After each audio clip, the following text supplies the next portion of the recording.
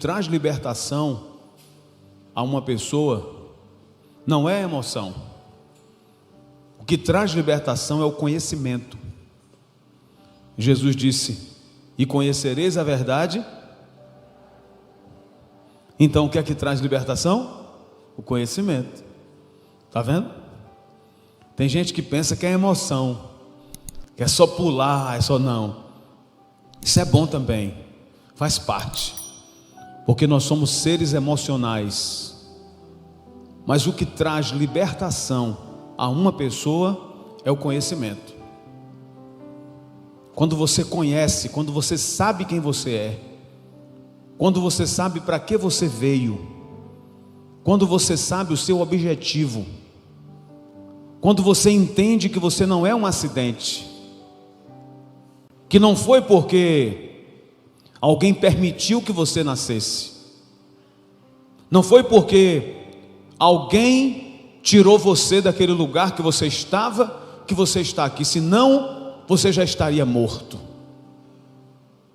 Não, você está aqui porque Deus tem um plano na tua vida, e é Ele que tem esse plano, que faz as coisas acontecerem de acordo com a sua vontade, que é boa, perfeita e agradável.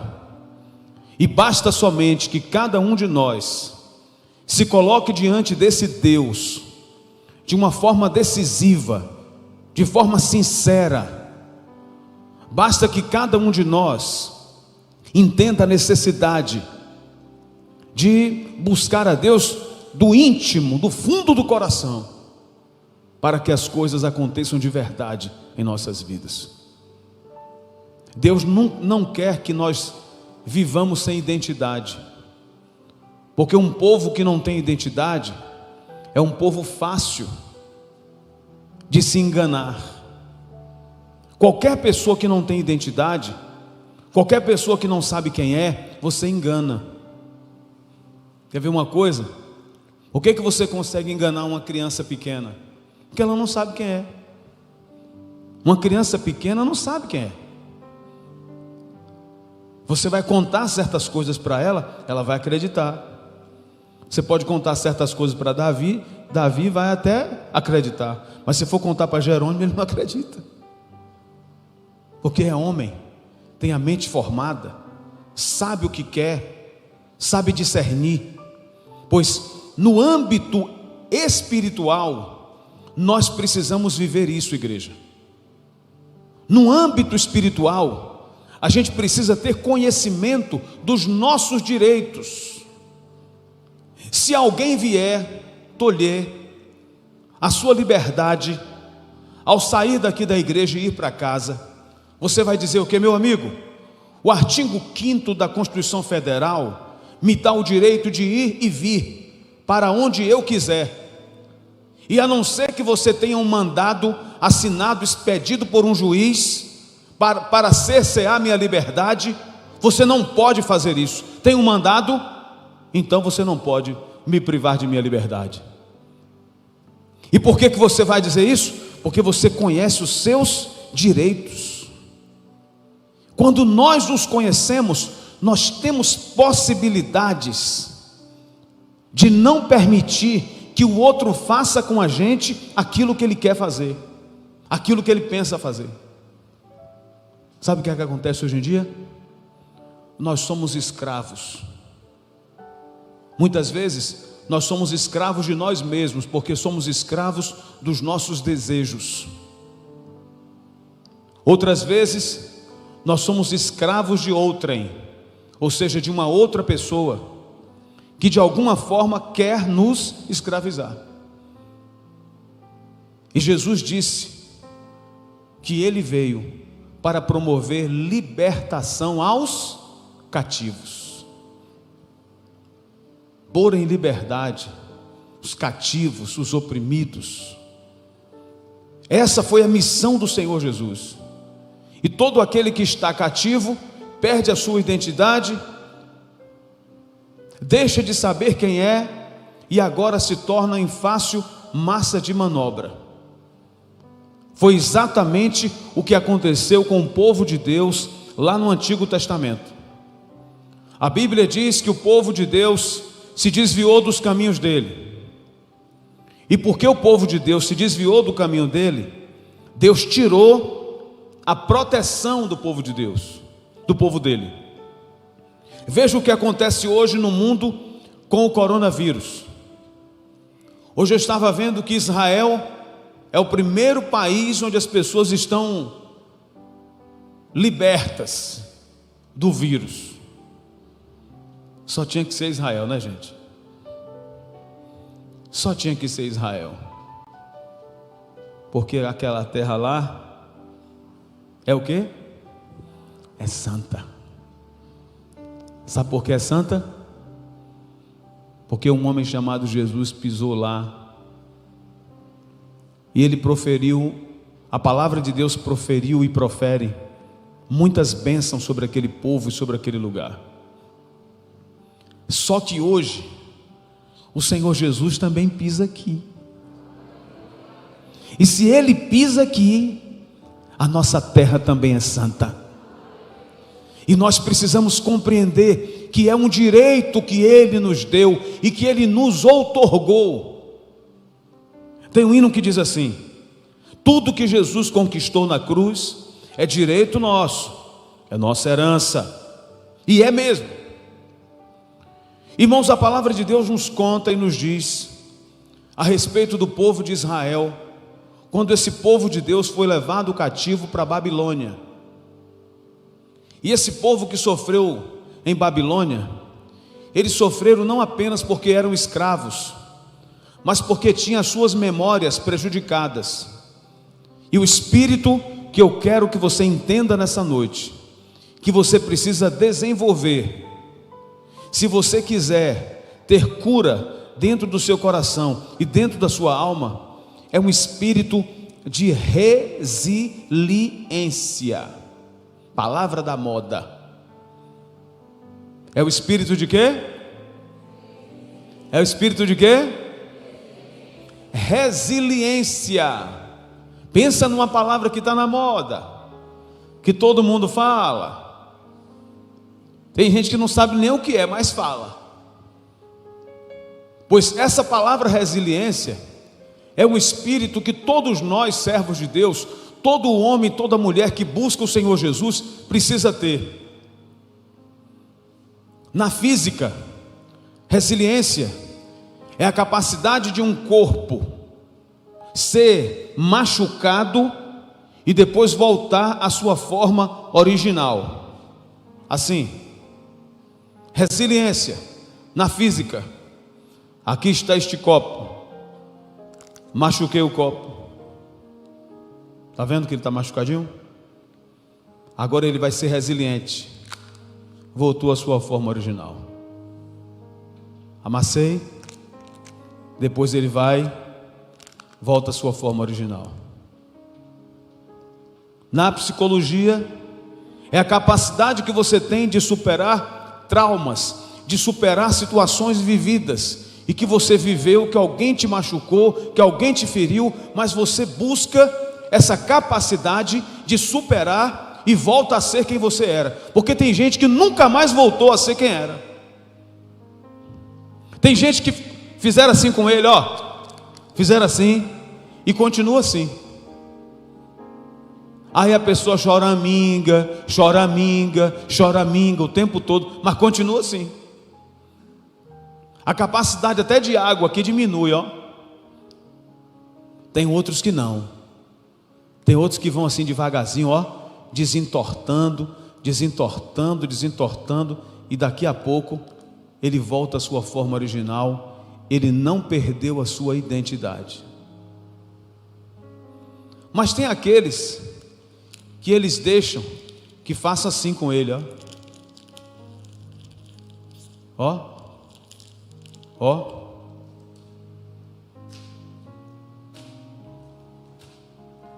Tem gente que deixa fazer assim com ele. Quanto mais está pisando nele, ele está dizendo: oh meu Deus, não sei por que eu permito isso. Por que permitindo? Eu não sei por que eu permitindo.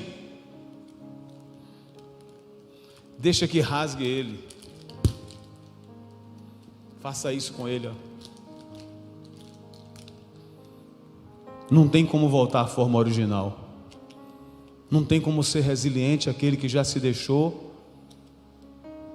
rasgar, machucar, pisar. Tem pessoas que são pisadas, irmãos. Sabia? E você sabe por quem elas são mais pisadas? A não ser que seja uma criança, a não ser que seja alguém vulnerável, ela se deixa pisar por si própria, porque não quer liberdade, porque quer ser escravo. Veja uma pessoa que é escrava de Satanás lá fora. Ontem a gente estava de noite no pedal da igreja, né, pastora? A pastora estreou ontem em grande estilo, no pedal. E a gente vinha na César Borges, na minha frente. O moço vinha assim, ó. O moço vinha assim, ó. Fiquei até com medo de atropelar ele. Bateu no chão de vez. Eu não tinha nem como ajudar. E nem ninguém tinha como ajudar. A não ser que pegasse, colocasse num carro e levasse para casa. Ele já perdeu o equilíbrio. Que, aliás, quem bebe, ele perde o equilíbrio antes de perder, porque a primeira coisa que o álcool afeta no cérebro, a área do cérebro, é a área do equilíbrio. Por isso que as pessoas falam assim, empiricamente: faz um 4 aí, fulano, né? Para ver se a pessoa está bem. Se não fizer, é porque perde o equilíbrio. Aquela pessoa, Satanás, já tomou conta e já virou escravo de uma bebida. Será que ele é só escravo da bebida? Ou será que ele é escravo de alguma força oculta que quer que ele esteja daquele jeito? Porque Satanás sabe que Deus não tem aquele jeito de ser. Deus não anda daquele jeito. Deus não cai daquele jeito. Então cada vez que o diabo vê uma pessoa caída, jogada no chão, ele pensa o quê, gente? Ali, ó. O senhor está vendo ali? O senhor não disse que é a tua imagem e semelhança? Ali, ó, como é que ela está, como é que ele está. Mas o Senhor disse que o Senhor fez a tua imagem conforme a tua semelhança. Não é? Porque, irmãos, da mesma maneira que nós somos o argumento de Deus, como Jó foi o argumento de Deus, da mesma forma que nós podemos ser o argumento de Deus, nós podemos também ser argumento de Satanás.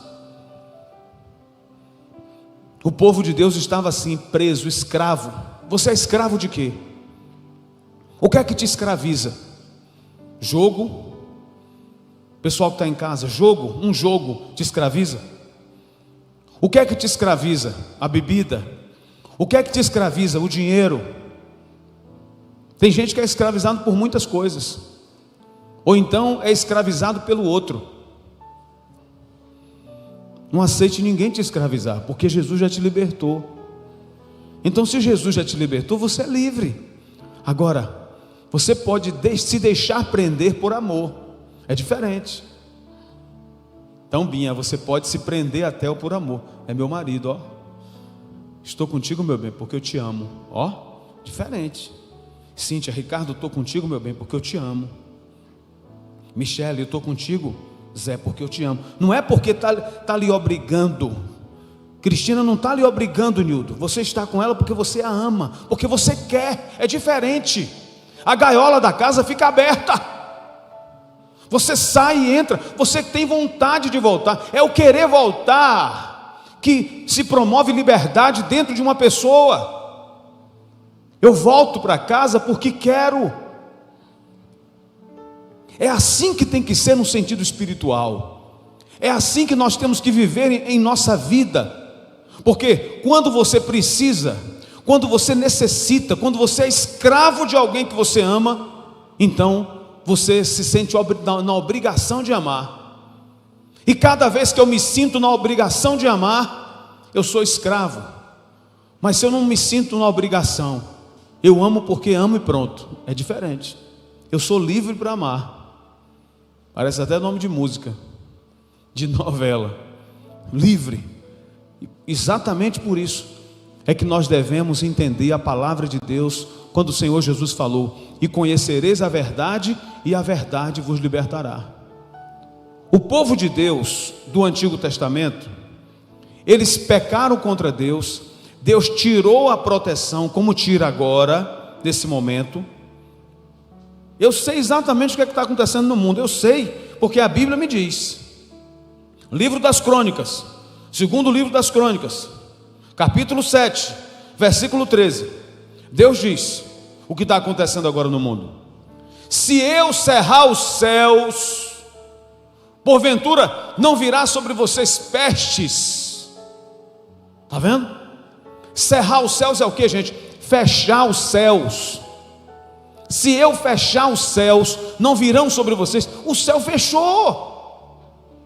Pastor, por que o céu fechou? O céu fechou por causa dos pecados. Deus não suporta mais. As pessoas estão sendo escravas do diabo, as pessoas estão sendo escravas do dinheiro, as pessoas estão sendo escravas dos seus bens. Gente, quantas pessoas que ela não consegue pegar seus bens e utilizar para si próprias. Quantas pessoas você conhece, anda parecendo um doido no meio da rua? Você deve conhecer alguém assim. Se você perguntar se ele tem alguma coisa, ele diz que não tem. Fica mocado. Lembra dessa palavra? Mocado? É das antigas. Fica mocado com o que tem ali, ó, lá escondido. Ele nem usa. O sapato, o dedo está saindo para o lado de fora. Mas eu vou deixar. Eu não vou comprar outro sapato, não. Eu vou ficar com esse mesmo. Você sabe o que é isso, gente? A pessoa que é escrava daquilo que ele mesmo tem. Quer dizer, ele conseguiu conquistar, e aquilo que ele conseguiu conquistar lhe escraviza. Muitas pessoas vivem assim. O povo de Israel se deixou ser levado cativo porque perdeu a proteção de Deus. E por conta disso, Nabucodonosor, rei de Babilônia, os escravizou. Tirou sua identidade. O povo foi levado, perdeu sua pátria, perdeu tudo que tinha. O templo que Salomão construiu foi destruído. Templo lindo. O templo que Salomão construiu, se fosse hoje, era a primeira maravilha do mundo, pois foi destruído. E agora algumas pessoas estavam querendo reconstruir. E no capítulo 5 está escrito assim, de Esdras: ora, o profeta Ageu e o profeta Zacarias, descendente de Ido, profetizaram aos judeus de Judá e de Jerusalém, em nome do Deus de Israel, que estava sobre eles.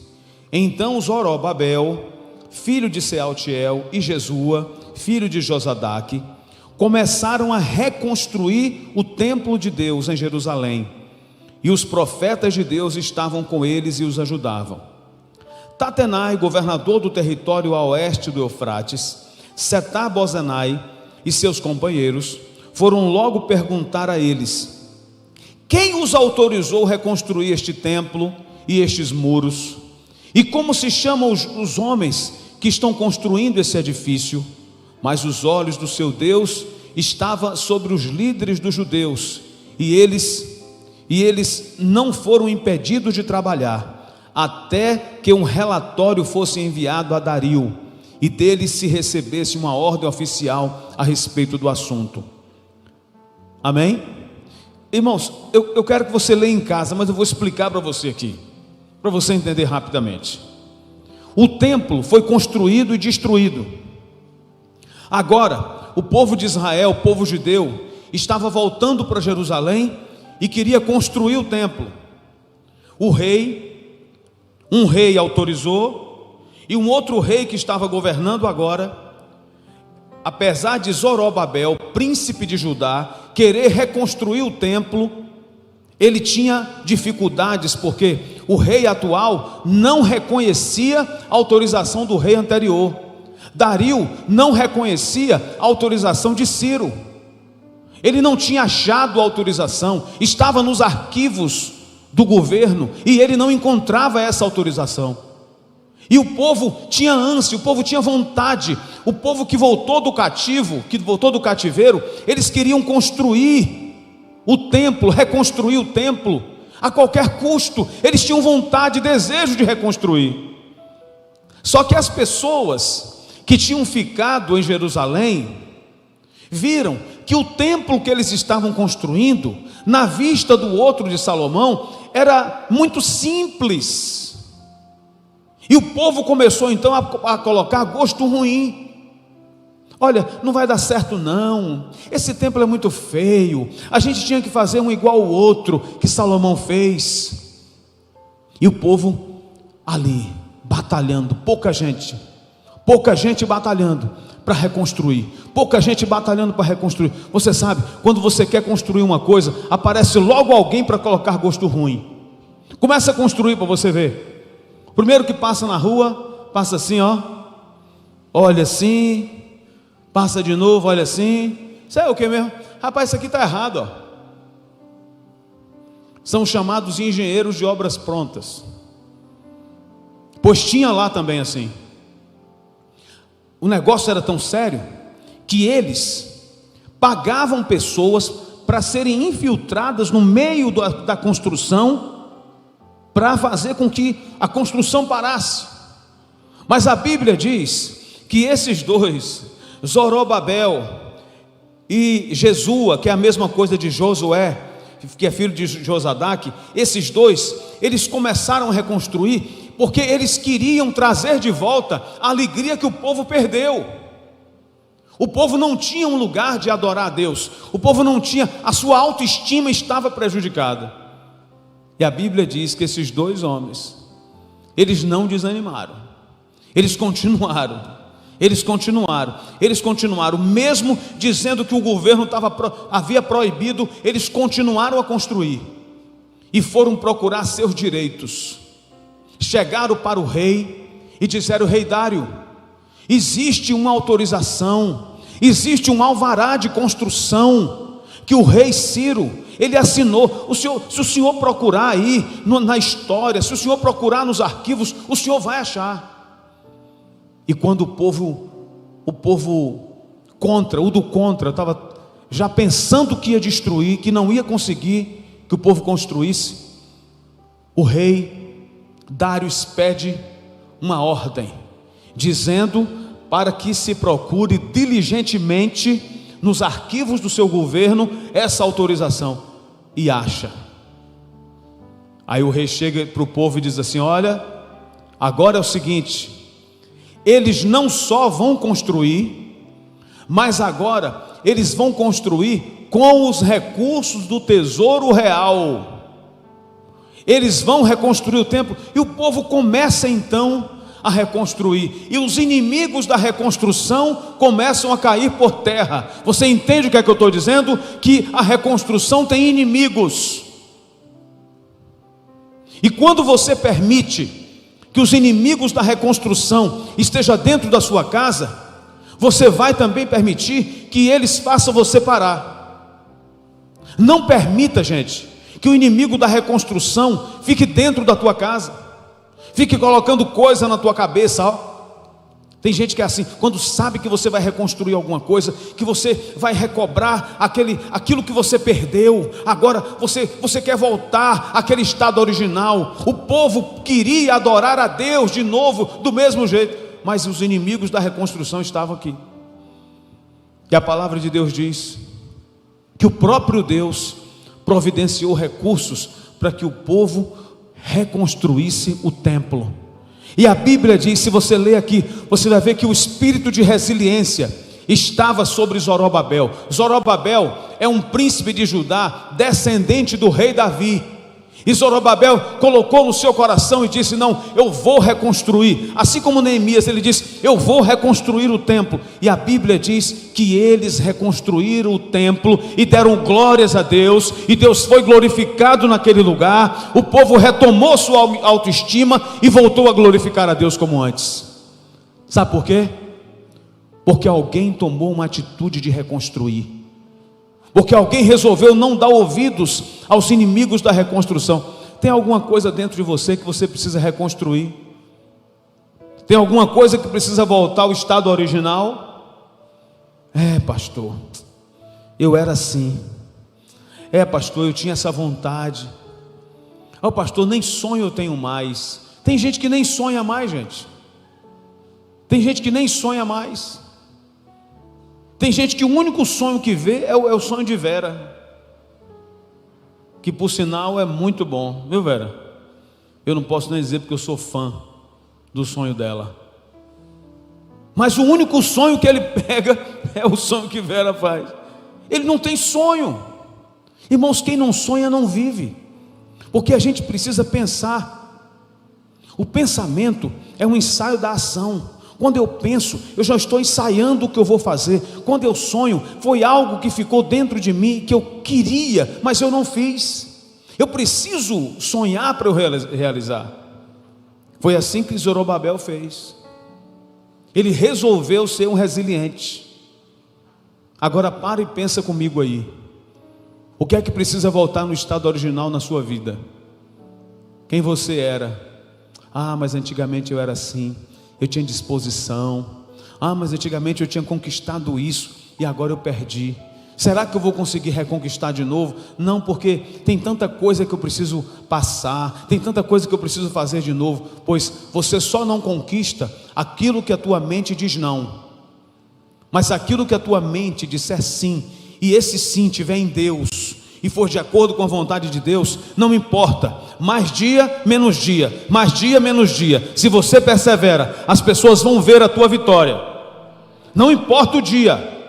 A Bíblia diz que o templo foi construído, o templo foi reconstruído, e não foi da noite para o dia não, ele chegou a ficar anos parado, mas Zorobabel e Jesua, eles não desistiram.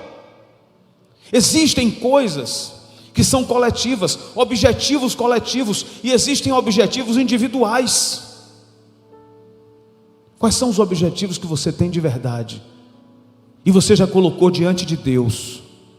Para e pensa comigo, quais são os objetivos que você tem? Senhor, está aqui na tua mão esses objetivos. Pai, eu vou perseguir esses objetivos, sem desanimar. Mas aí daqui a pouco vem uma tempestade. Senhor, não adianta não. Não importa. Jesus é aquele que acalma a tempestade. Ele fala a tempestade, a tempestade tem que calar, o vento tem que parar. Basta que a gente confie nele e que a gente faça o nosso melhor. Esses homens aqui, eles não ficaram parados não, eles montaram estratégias. Nós precisamos montar estratégias. Deus é um Deus de estratégias. E porque eles fizeram isso, eles voltaram ao estado original de adoradores. Tem gente aqui que antigamente adorava a Deus com tanta alegria, hoje não adora mais, pois o Senhor quer te fazer resiliente nessa noite. Amém? O Senhor quer que você se torne um resiliente, quer que você volte ao primeiro amor. A igreja de Laodiceia estava assim, estava ferida, estava uma igreja quebrada, destruída, rasgada. Assim estava a igreja de Laodiceia. Mas a Bíblia diz, o Senhor Jesus disse para aquela igreja: arrepende-te e volta à prática das primeiras obras. Amém? Que seja assim na sua vida e na minha vida, que haja vitória e resiliência a cada dia aí dentro de você, na tua vida social, na tua vida material, na tua vida física. Nós profetizamos isso nessa noite, em nome de Jesus. Amém? Coloque-se.